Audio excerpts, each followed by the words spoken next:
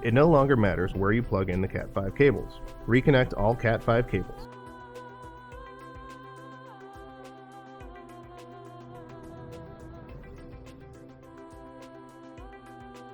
Reconnect the communications cable.